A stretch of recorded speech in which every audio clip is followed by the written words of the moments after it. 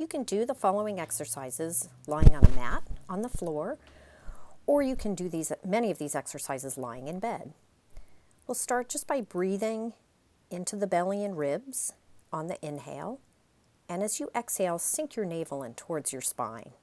Make sure your head and neck are comfortable and that your low back is supported either by a pillow or maybe a small towel under the back. We're going to move next into the hip hinge. This is a great exercise for strengthening the abdominals and the hips. It looks simple, but is actually quite challenging to do, keeping the pelvis and spine stable. All you do is bend at the hip to lift one knee up to a position we call tabletop, lower the foot down, and repeat on the other side. We'll do a few of these. Floating the knee up, bringing the thigh perpendicular to the hip, and lowering the foot back down. Try to keep your knee at approximately the same angle throughout the movement. I like to use my hand pressing against the thigh so I have an understanding of how far I'm bringing my knee towards my chest. Really draw the navel in each time you start to lift that thigh and each time you lower the thigh. Next up is called Pistons. You lift one knee, hold it, lift the other knee, and lower back down one at a time. And repeat on the other side. Lift one knee, then the other knee, and lower the feet down one at a time. With both knees lifted, the abdominals have to work much harder to keep the spine stable. Notice if you look at the towel under my lower back, I'm using that as my marker so that I make sure I'm not bending from my lower back as I lift and lower my legs. This takes a lot of abdominal strength. Make sure you keep breathing. A more advanced version is called toe taps. You keep the knees bent at a 90-degree angle and tap the toes one at a time down towards the mat. If your feet start to cramp, you can flex your feet and tap your heels instead. It's okay if the toes don't make it all the way to the mat. Just make sure your lower back is staying comfortable. Don't let it arch up away from the mat.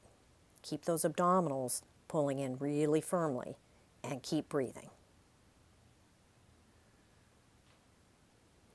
When you're finished, just pull the knees and thighs in towards your chest and stretch. You can also grab behind the knees, and that can be more comfortable, especially if you have knee issues. Bring your feet one at a time back to the mat. Next, we'll work on stretching the shoulders and chest with arm reaches. You can start one at a time, reaching one arm back by your ear, the other arm down by your side, working on keeping the rib cage nice and relaxed and your lower back nice and relaxed. Try a few of these, and then when you're ready, you can move on to the double arm reaches. Both arms reach back by the ears at the same time. You can do this exercise with your arms shoulder width apart, or if it's more comfortable, let the arms widen a little bit and float the arms back. Keeping the shoulders and chest comfortable, and again, you want minimal involvement from your lower back. Keep the lower back nice and comfortable. Maybe your arms don't reach all the way back, maybe they need to bend a little. That's okay. Keep this comfortable on the joints and do what works for your shoulders, chest, back, and elbows.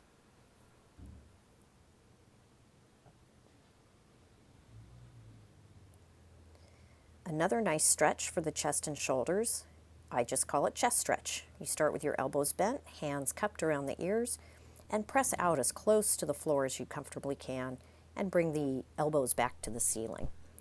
I like to exhale as I press my elbows out, inhale as I draw the elbows closer together. You can do this stretch 4 or 5 times. You can also stretch the elbows out and hold for a few seconds.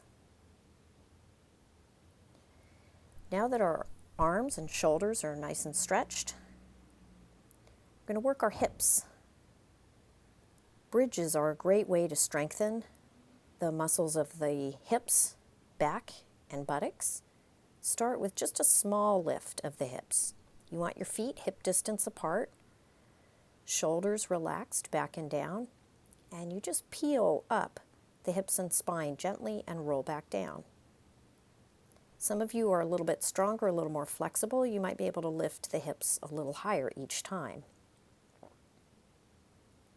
Make sure the head and neck are comfortable as you're lifting the hips. Keep the neck relaxed. Keep the sternum nice and soft. So notice how I've got my shoulder blades and the back of the head supporting me, so I'm not putting too much pressure on my neck. In this bridge, I'm rolling up one vertebrae at a time.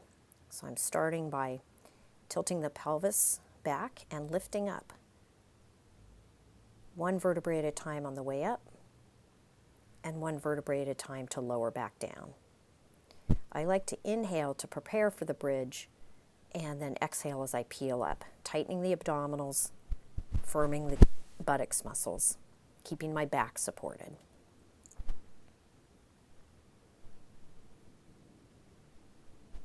You can do 4 or 5 bridges. Again, only moving as high into the bridge as feels comfortable for your back and hips and knees. Keeping your feet pressing firmly into the floor. Now, if you're comfortable with the bridge, the more advanced variation, you add a single knee lift. Lifting one foot off the floor at a time. It might be just a small lift of the foot off the floor. You might be able to lift that knee all the way up into a raised tabletop position. Try to keep your pelvis level. So as you lift one foot, the opposite side of the body has to work really hard so that the pelvis and spine don't tilt or twist. Try to keep the sternum soft and keep breathing. And here again, I like to exhale as I lift the knee into that tabletop position. Inhale as I lower back down. Next up is dying bug. This is also called demi-dying bug because I'm not using both arms and both legs at the same time. Opposite hand comes to opposite knee, and then I reach the arm back by my ear and stretch the leg out in front, keeping my arm in line with my shoulder and my leg in line with my hip. As the arm and leg reach away from the body, you have to really tighten in through the abdominals so that your back doesn't get involved in this exercise. Try 8 on one side.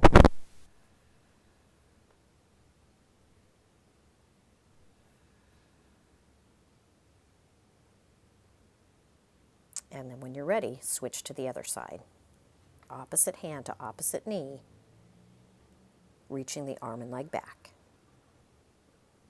Exhale as you reach back. Inhale as you come back to center.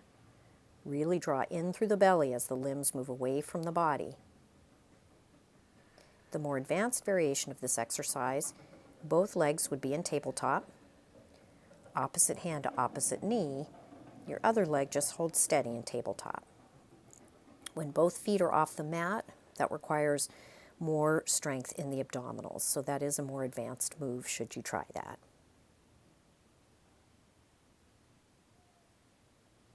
And finally, let's do some stretches for the hip and back. Pull one knee in towards your chest. I like to hold on behind the knee. It's more comfortable for my knee joint. Just breathe comfortably. While you're here, you can add ankle circles, rotating the ankle in one direction, trying to get a full range of motion at that ankle joint, and then when you're ready, reverse the circles. You might do 4 to 6 circles in each direction. Breathe comfortably throughout the stretches. I'm moving next into the spine twist.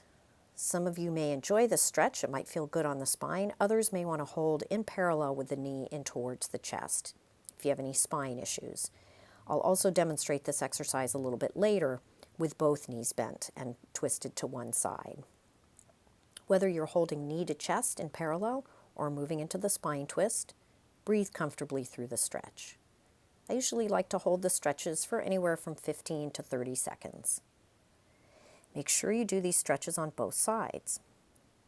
So we'll start with the knee in towards the chest,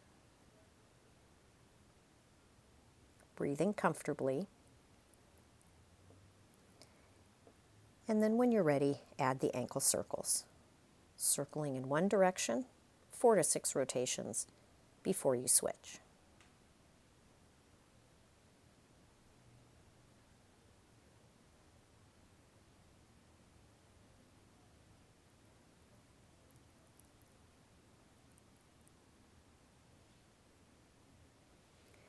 Moving into the spine twist on the opposite side, should you feel comfortable with the twist.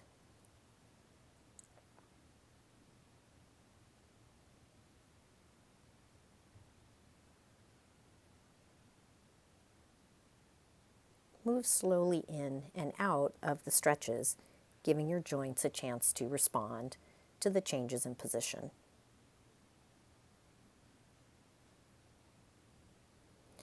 This is an example of the spine twist with both knees bent at the same time. Some people might find this a little bit more comfortable on the hips and back, but again, on all of these exercises, you have to go with what your body feels right doing. And as always, work at your own pace and skill level. You can pause me whenever you like.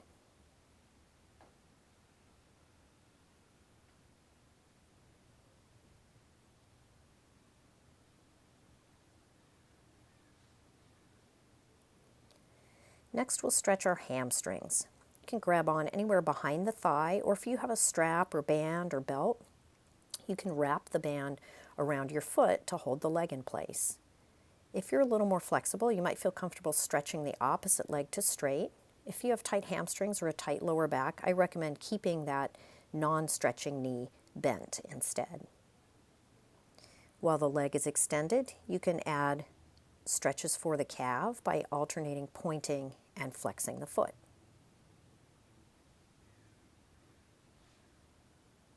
Switch to the other side, extending the leg towards the ceiling, holding on anywhere behind the back of the thigh or using a band or strap to support the leg.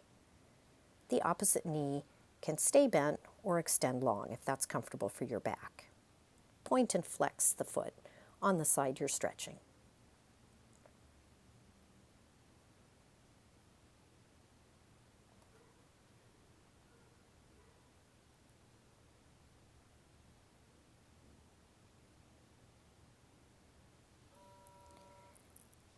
Bring your feet back to the mat, and we'll move into our hip stretch. I also call this figure 4.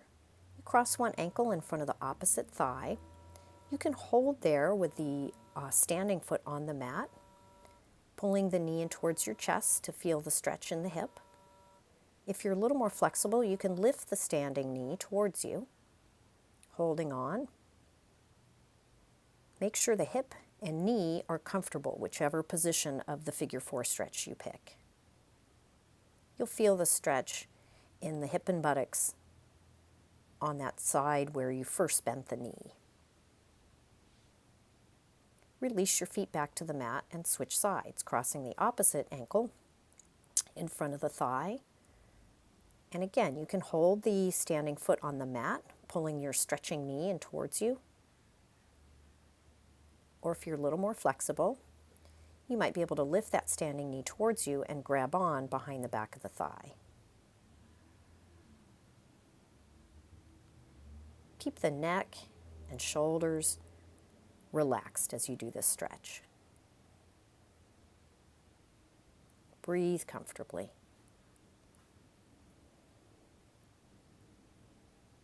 I like to hold stretches anywhere from 15 to 30 seconds. You can unwind your feet, bring the knees in towards the chest. You can hold here, or if it feels good, you can rock the hips from side to side. Might feel comfortable to stir the knees in a circle, getting the hips involved as well as your back.